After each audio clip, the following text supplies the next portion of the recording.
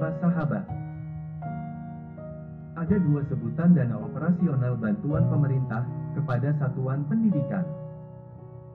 Pertama, disebut dana BOP atau bantuan operasional penyelenggara, diberikan kepada satuan pendidikan PAUD dan pendidikan kesetaraan.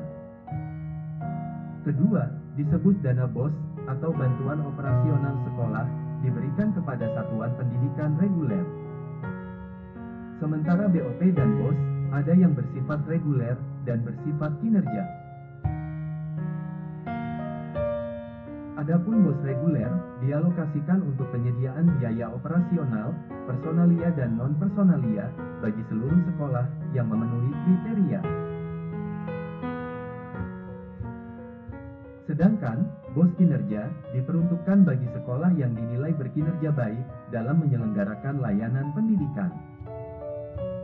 Salah satu contoh diberikan kepada satuan pendidikan yang berpredikat sebagai sekolah penggerak. Nah, bagaimana perhitungan besaran dana BOP dan BOS yang diterima satuan pendidikan? BOP untuk PAUD reguler. BOP yang diberikan untuk PAUD dihitung berdasarkan besaran satuan biaya dana BOP PAUD reguler pada masing-masing daerah dikalikan dengan jumlah peserta didik. Satuan biaya dari setiap daerah ditetapkan dengan keputusan menteri.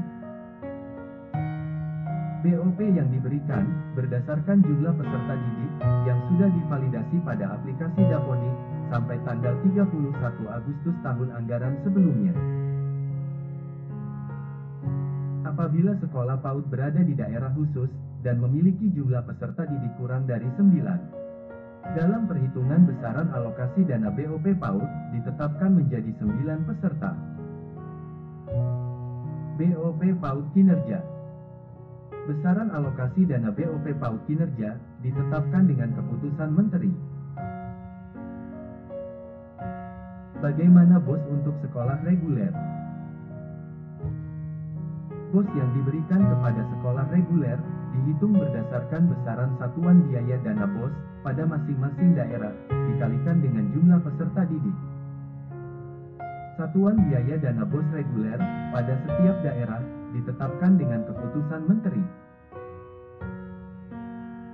Jumlah peserta didik sebagai dasar alokasi dana harus memiliki NISN dan sudah divalidasi pada satuan pendidikan penerima dana BOS reguler berdasarkan data pada aplikasi Dapodik sampai tanggal 31 Agustus tahun anggaran sebelumnya.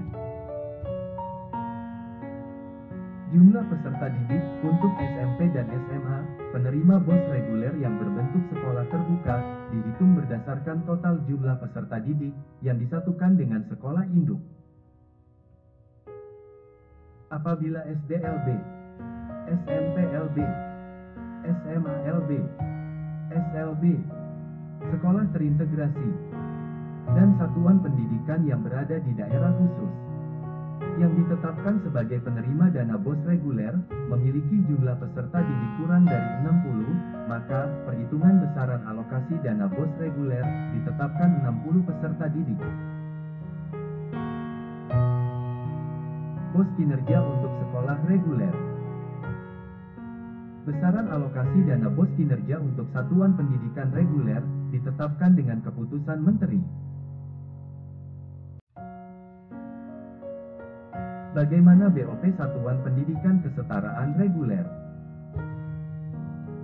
BOP yang diberikan dihitung berdasarkan besaran satuan biaya dana BOP kesetaraan pada masing-masing daerah dikalikan dengan jumlah peserta didik.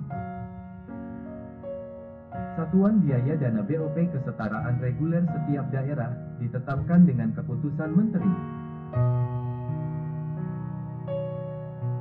Peserta didik berusia paling rendah 7 tahun dan belum memasuki usia 24 tahun yang memiliki NISN dan sudah divalidasi berdasarkan data pada aplikasi Dapodik sampai tanggal 31 Agustus tahun anggaran sebelumnya.